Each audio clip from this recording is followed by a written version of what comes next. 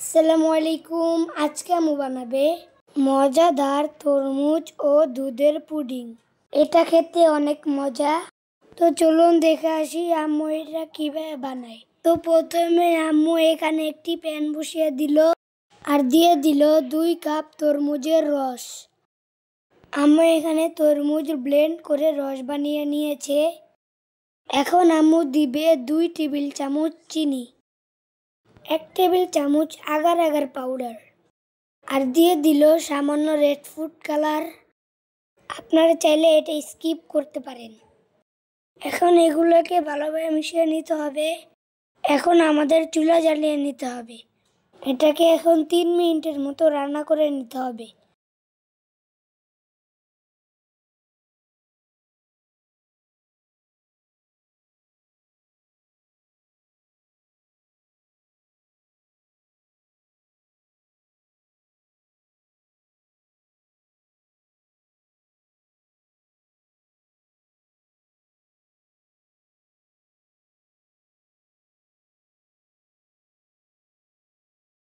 আমাদের 3 মিনিট রান্না করা শেষ। এখন এটাকে ঢেলে নিব। তো একটি মোল্ডে আমরা ঢেলে নিচ্ছি। এখন এটাকে আধা ঘন্টার মতো রেখে দিব। আধা ঘন্টা পর দেখুন এটা ভালোভাবে জমাট বেঁধে গেছে। এখন এটাকে কিউব করে কেটে নিতে হবে।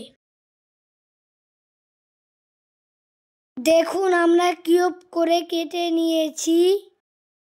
এখন আমরা দুধটাকে রেডি করে নিব। এখন আমরা দিয়ে দিব 2 কাপ দুধ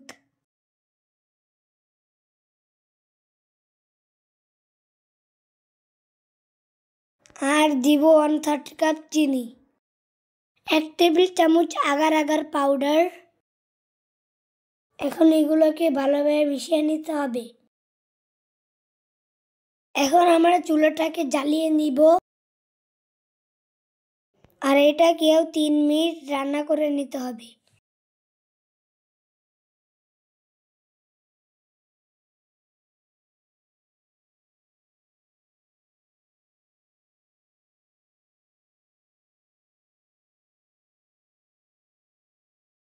তিন মিনিট রান্না করা শেষ।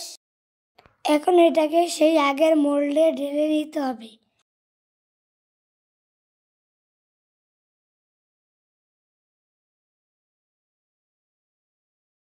এখন এটাকে একটু মিশিয়ে নিতে হবে আর এটাকে আমরা 6 ঘন্টার জন্য ফ্রিজে রেখে দিব।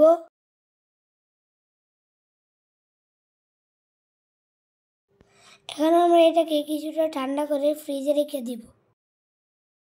6 ঘন্টা পর দেখুন কতটা ভালোভাবে জমাট বেঁধে গেছে। এখন একটি ছুরির সাহায্যে সাইড থেকে ভালোভাবে ছাড়িয়ে নিতে হবে।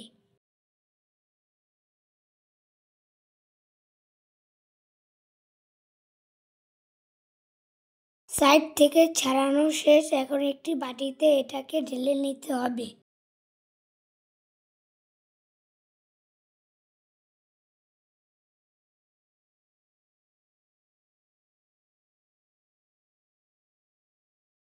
দেখুন মাশাআল্লাহ আমাদের পুডিংটা কত সুন্দর হয়েছে। এখন আমরা এটাকে কেটে নিব।